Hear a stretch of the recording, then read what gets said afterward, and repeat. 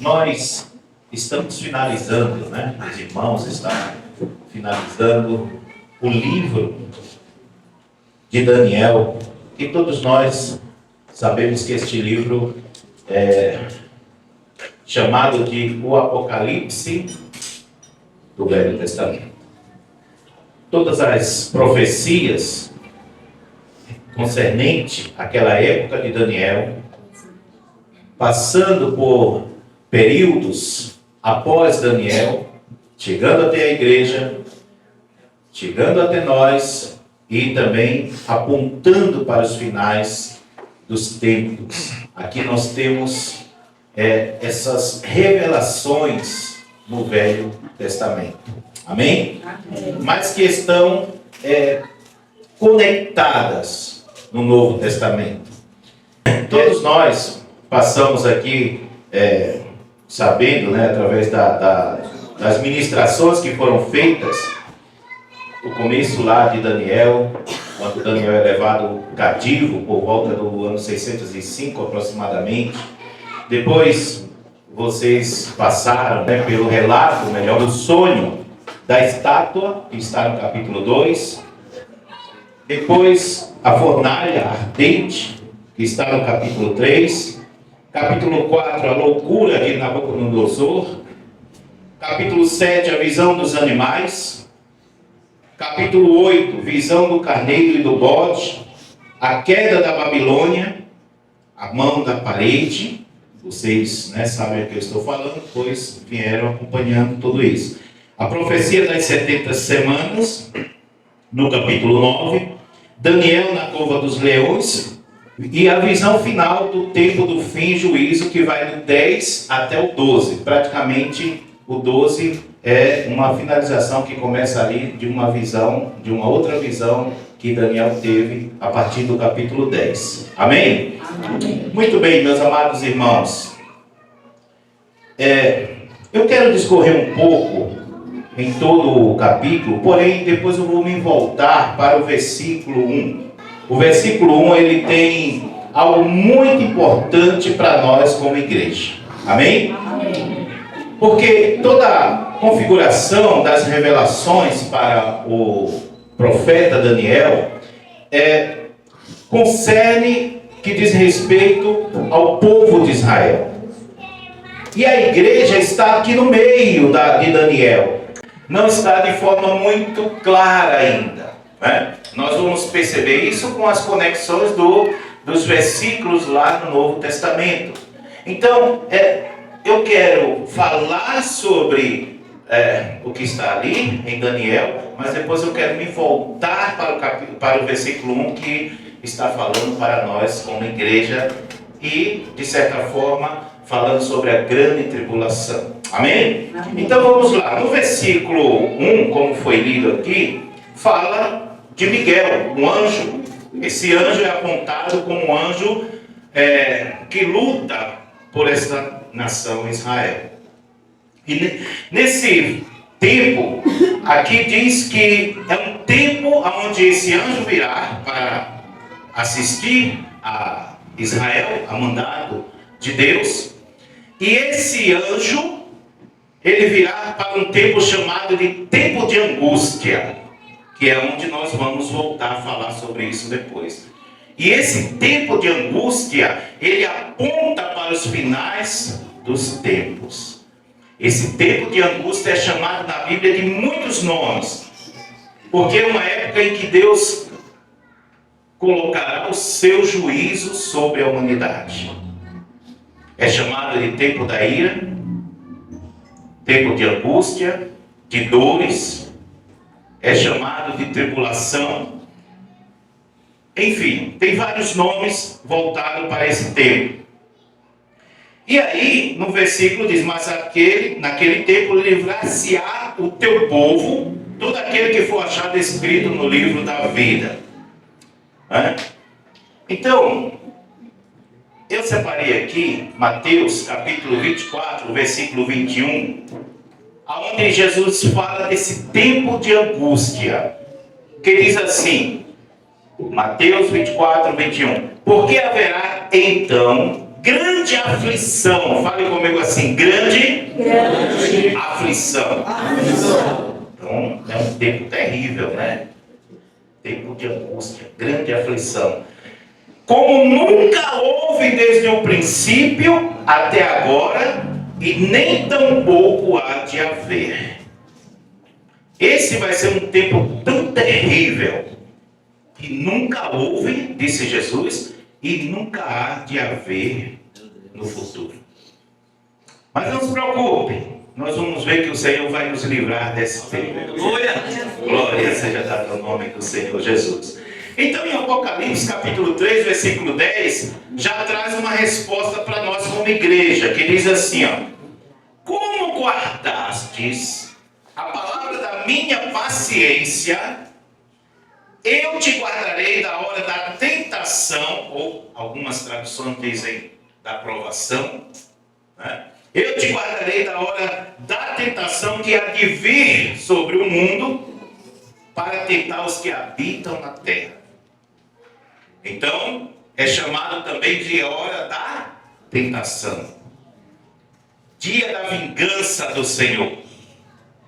Será um tempo terrível.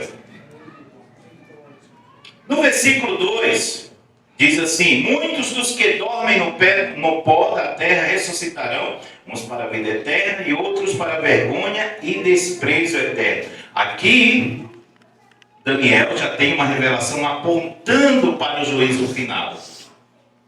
Onde Apocalipse fala de um trono branco, um trono aonde será julgado todos os povos. Amém? Todos estarão reunidos e ninguém escapará desse grande trono. No versículo 12:3 diz assim: os que forem sábios, fale assim, sábios, resplandecerão como o fulgor do firmamento, e os que a muitos ensinam a justiça, como as estrelas, sempre e eternamente. Quem são esses sábios, meus amados? São todos aqueles que ensinam o caminho. E quem é o caminho? Jesus disse: eu sou o caminho, a verdade e a vida. Aleluia! Todos aqueles que ensinam o caminho são os sábios, são os inteligentes. O mundo nos tem como medíocres. O mundo nos tem como medíocres. Eu estava vendo, inclusive, uma mulher aí, não sei se é uma deputada, uma estadual, alguma coisa, em que ela estava criticando os cristãos, dizendo que os cristãos estavam atrasando o desenvolvimento progressista. Então eles nos têm como medíocres, mas nós somos sábios, porque nós estamos cultivando a nossa vida, a nossa salvação para a eternidade. Fale assim, para a eternidade. Glória a Deus.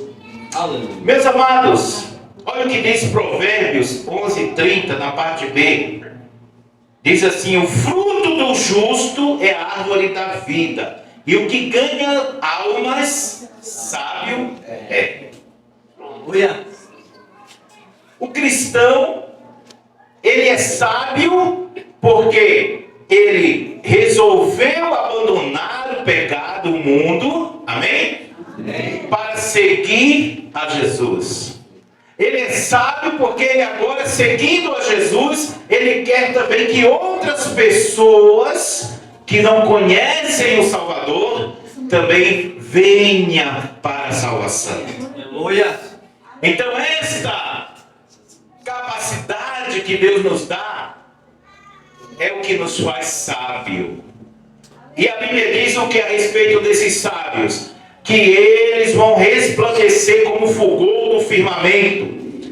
E os que muito ensinam a justiça como as estrelas, sempre e eternamente. Eternamente nós seremos sábios com Cristo. E haveremos de receber recompensas.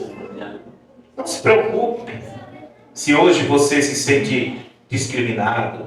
Não se preocupe se hoje você é colocado como o desprezo da sociedade. Naquele dia e para sempre, você vai resplandecer como Aleluia. firmamento Aleluia. na eternidade com Cristo. Então essa sabedoria, ela vai ser recompensada para nós pelo Senhor. Amém? Amém. No versículo 4 diz: e tu, Daniel, encerra estas palavras, encerra este livro até o tempo do fim, porque muitos correrão de uma parte para outra e o conhecimento se multiplicará. Veja bem, dos tempos de Daniel para cá, né, entre 600 e 500 a.C., o quanto a ciência se multiplicou. Não é isso? De 100 anos para cá, 150 anos para cá, muito mais. E aí tem uma observação de um físico historiador chamado Derek Solar Price, que diz assim: a produção científica dobrava a cada 15 anos no século XX. Olha só, a cada 15 anos a produção dobrava. Hoje, o volume de conhecimento humano dobra a cada 12 meses. E com o uso da inteligência artificial, pode chegar a dobrar a cada 12 horas. Um ritmo jamais visto na história. Então, se no século XX dobrava a cada 15 anos, hoje pode chegar a cada 12 horas com a inteligência artificial. Mas isso já estava previsto. Amém? Amém. Esse conhecimento, ele também não é só no sentido humano, natural. Esse conhecimento também é um conhecimento espiritual. Nunca. E numa proporção tão poderosa. A Bíblia diz que o conhecimento do Senhor irá se espalhar e no milênio não vai ter ninguém ignorante. Já pensou? Hoje a gente tem alguns problemas, um que estuda mais, outro que estuda menos, um que conhece mais, mas no milênio não, vai ser pleno. O conhecimento do Senhor, vamos conhecer Ele como Ele é, na sua essência. A Bíblia diz que em Cristo estão escondidos todos os tesouros da sabedoria e do conhecimento. Já pensou? Você está diante do Cristo, diante daquele que está escondido todo o conhecimento. Estaremos reinando com Ele. Aleluia. No versículo 5 a 7, fala de dois seres, né, que está sobre as águas do rio. E aí ele pergunta: até quando durará o fim dessas maravilhas? E um dos seres, vestido de linho, que estava sobre as águas, quando levantou a sua mão direita, diz, e a esquerda, jurou por aquele que vive, o Senhor, que isso seria por um tempo, tempos e metade de um tempo. Esse tempo, tempos e metade de um tempo é relativo a 3 anos e meio. E aí ele diz: quando se acabar a dispersão do poder do povo santo, todas essas coisas se cumprirão. Aqui ele está apontando para a grande tribulação, lá do versículo 1. Né? Ele está apontando para o tempo de angústia. E ao mesmo tempo ele está dizendo: todas essas maravilhas que hão de acontecer assim que acabar esses 3 anos e meio. Então vai começar todas essas maravilhas. 3 anos e meio, 42 meses, como diz em Apocalipse, 1260 dias, são a mesma coisa. No versículo 8 e 9 diz assim: eu ouvi, mas não entendi. Aqui fala do conhecimento limitado de Daniel. Ele ouviu todas as revelações, mas ele não conseguia entender. Tem coisas que Deus não revela e só vai explicar depois. Um ou outro aqui já passou por isso. Onde Deus trouxe uma revelação e você ficou: mas eu não estou entendendo. Aí o tempo passa. Olha, vou dar um exemplo. Eu, quando me casei, o Senhor usou um pastor e disse assim: eu vou te dar um povo na tua mão e você vai cuidar e não sei o quê. Eu sou pernambucano, mas eu vim de Manaus, eu morava em Manaus. Eu conhecia muita gente em Manaus, aceitei Jesus lá e vim para cá. E eu ficava com aquela vontade de voltar para Manaus, porque eu achava que era lá que Deus ia me dar esse povo. Aí eu me casei, falei para minha esposa, vamos para Manaus, que é lá que Deus vai fazer a obra. Essa profecia vai se cumprir lá. Meu pai falou, pode vir que aqui tá bom demais, muito emprego, e não sei o que, eu tô com marcenaria e tal. Vendi todas as coisas novas que a gente tinha comprado para o casamento e foi. Chegou lá, as portas se fecharam. Meu pai, em um mês não aparecia um cliente, nada dava certo. Meu pai dizia, não sei o que está acontecendo, estava tudo tão bom aqui. Comecei a procurar emprego, não aparecia nada. As portas se fecharam. Fomos a uma igreja, a convite de um pastor amigo meu. E depois, vamos orar na casa do irmão Carlos. Chegamos lá. O irmão estava assim, ó, com a coluna. Não podia nem andar direito. E aí nos recebeu, ficou alegre porque me conhecia desde novo. Fez aquela mesona bonita. Fomos comer. E antes disso, o pastor, amigo meu que me levou lá, disse, vamos orar. Aí fizemos uma oração. E aí eu abri a Bíblia e o Senhor me deu um discernimento do porquê ele estava daquele jeito. E eu disse, olha, o Senhor está desse jeito porque o Senhor não vigiou na sua fala. E Deus permitiu esse mal sobre a sua coluna. Quando eu falei isso, ele era muito temente, temente que ele ainda está vivo, né? Tem uns 80 e poucos anos. Ele começou a chorar. Aí, e ele é bem, né, espontâneo, ele começou a chorar. É verdade, irmão. Aí eu disse, o que aconteceu? Ele falou, é que tem um galo aqui, tem um vizinho que tem um galo aqui, a gente coloca muro, coloca cerca, esse galo passa e come minha horta, e eu já falei com o vizinho e nada resolve. Um dia desse eu xinguei, chamei palavrão, falei um monte para ele. E depois eu fiquei com a coluna assim. Eu disse, nós vamos orar, Jesus vai curar. Aí nós oramos, quando terminou, jantamos e tudo, e terminou, ele falou assim, ó, tem um saco de cimento lá no carro, vocês podem pegar para mim? Aí quando eu fui pegar junto com a irmã, ele falou, não, eu já estou bom, eu vou pegar junto com você. Pegou o saco de cimento, levou, ficou curado. Com isso ele se empolgou, porque às vezes a pessoa, a gente pensa assim, né?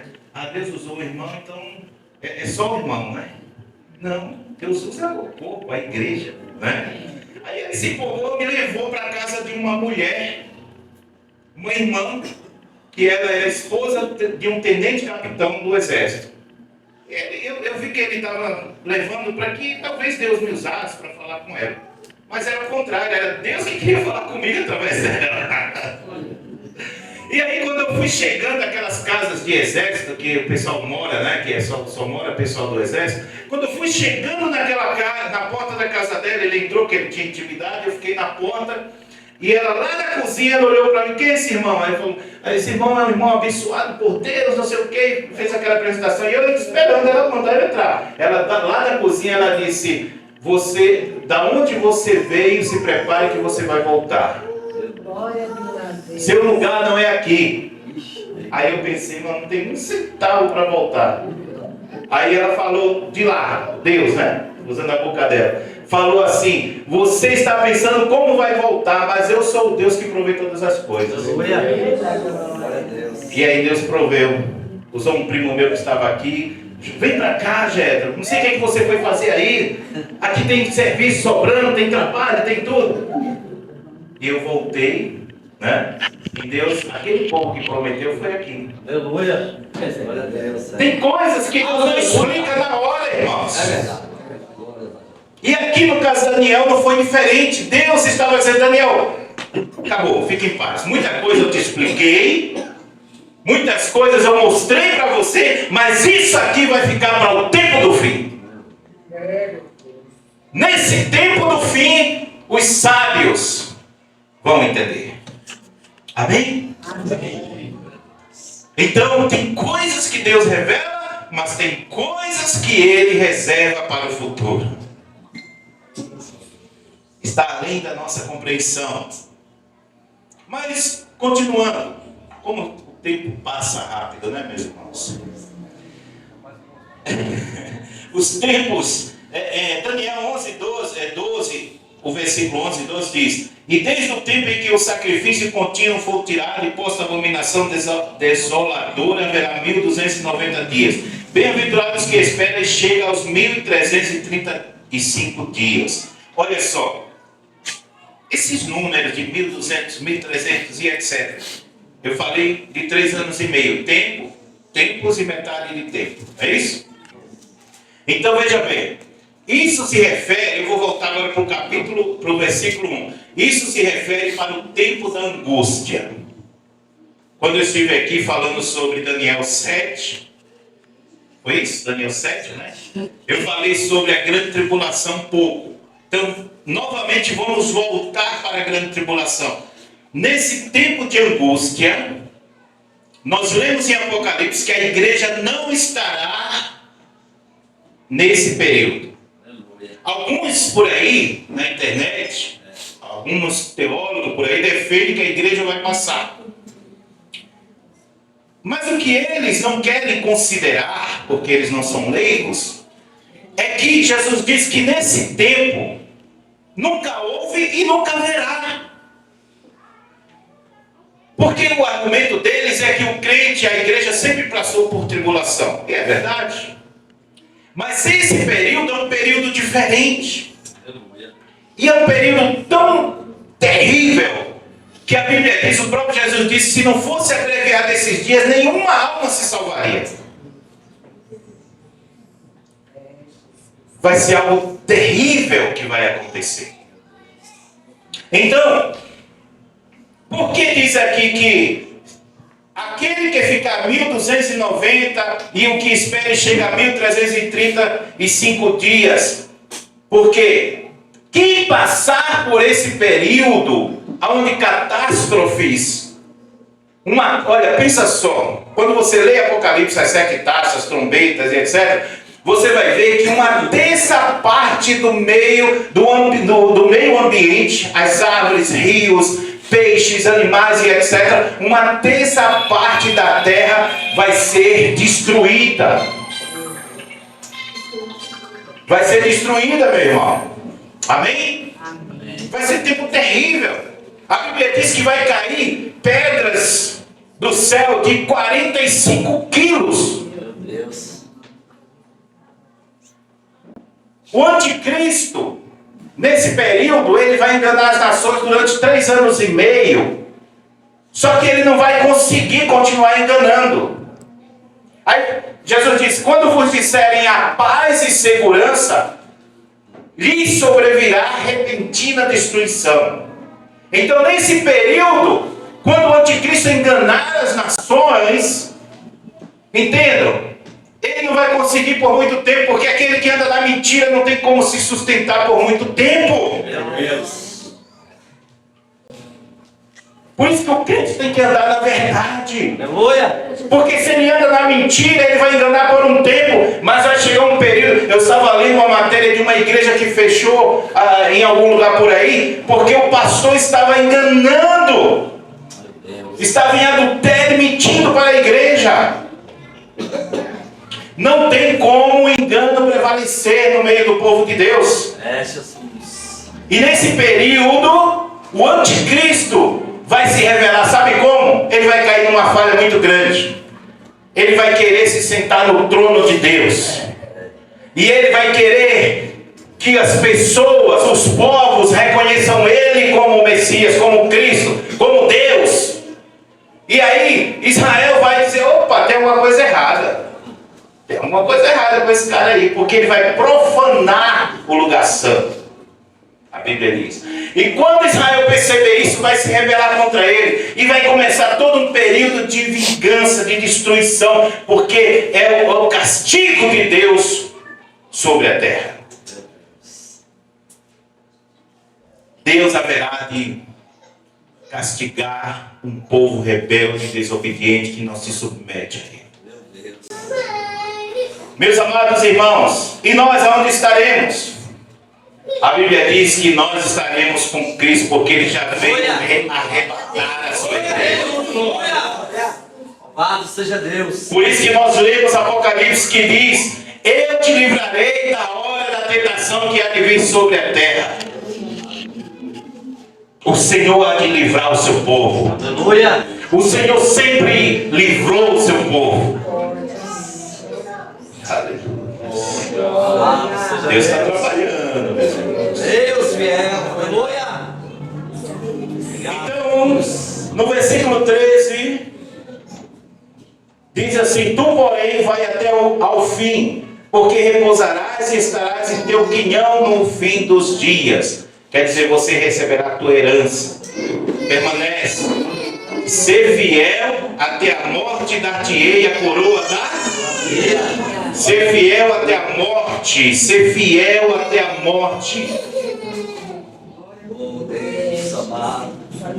É fácil ser fiel até a morte? Não é fácil, meus irmãos. Jesus disse que a porta é estreita. Amém? Amém. Mas em Mateus 24:3 diz: aquele que perseverar até o fim será salvo. Em 2 Timóteo 4:7-8, Paulo disse, quando estava perto da sua morte: combati o bom combate, guardei a fé, desde agora a coroa da justiça me aguarda. Me está guardada, melhor falando.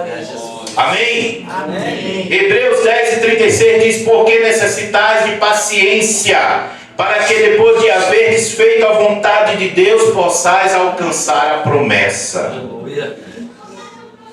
Daniel, fique em paz. Vai até o final. Aleluia. Você vai receber o teu quinhão, a tua herança. Amém, meus amados? Amém. Oh, Deus maravilhoso. Louvado seja Deus. Aleluia. Espírito Santo. Oh Deus. Quantos aguardam a bendita vida de Jesus Cristo na vida da sua mão e glorificar o Senhor? Louvado seja Deus. Maravilha. Ai, que pecado. Show. Jesus está às portas. Aleluia. Você sabe que a igreja do Senhor não passará por esse momento, por quê? Porque vai ser um momento da vingança do Senhor. E a Bíblia diz que as portas do inferno não prevalecerão contra a igreja do Senhor. Então, naquele período haverá grande dor. Aqueles que aceitarem Jesus durante aquele período, a Bíblia diz que eles serão mortos por amor a Cristo. Mas não pense que é como hoje um país aqui, acolá. Não. Em qualquer lugar do mundo, o anticristo vai estar se posicionando contra aqueles que confessarem a Cristo. A Bíblia diz que ele vai aparecer com grande poder e glória. Fale assim: com grande poder e glória. Ele vai, porque lá no arrebatamento a igreja já subiu com ele, já passou pelas bodas do Cordeiro, já passou pelo momento das recompensas do tribunal de Cristo. Agora, quando Jesus aparece no céu com poder e glória, a Bíblia diz que o anticristo vai olhar e vai querer ainda intentar contra Cristo. Olha que ousadia. Mas a Bíblia diz que com uma espada que sai da boca dele, ele vai destruir aqueles que se levantarem contra ele. Jesus vai descer no Monte das Oliveiras. A Bíblia diz que o monte vai se rachar no meio. Ele vai estabelecer o julgamento das nações. A Bíblia diz que Deus vai mandar o anjo dele nos 4 cantos da terra para juntar os povos e se reunir. E ele vai colocar as ovelhas à direita, à esquerda, os ímpios, os bodes. Para aqueles à direita ele vai dizer: vinde benditos de meu Pai, para o reino que vos tenho preparado. Para aqueles da esquerda ele vai dizer: apartai-vos de mim, malditos. E meus amados irmãos, irá ser dado início ao milênio. 1000 anos reinando. Esse milênio, a igreja vai estar junto com Cristo. Mas esse milênio é para se cumprir as promessas desde Abraão, Isaac e Jacó para o povo de Israel. mas nós estaremos reinando com Cristo. Glória a Deus. E o mais interessante, com o corpo glorificado. Porque é tanto detalhe, não dá tempo, pastor, falar os detalhes. É tão glorioso e tem tantas coisas, mas não dá tempo. Glória a Deus. Mas vocês estão ouvindo vários pastores, homens de Deus, e vocês estão bem alimentados. Amém? Amém. Glória a Deus. Reinaremos com Cristo durante 1000 anos. Aleluia. A Bíblia diz que a terra, aí sim, se você acha, como disse esse homem aqui, esse físico, se você acha que a terra está se enchendo de conhecimento, aí nesse período sim. Porque é o conhecimento do conhecimento.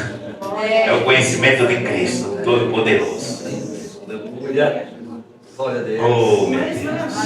Deus me ama. Aleluia. Quantos querem reinar com Cristo? Levante a sua mão. Glória. Dê uma salva de palmas para Jesus, porque Ele é digno de toda a honra e toda a glória.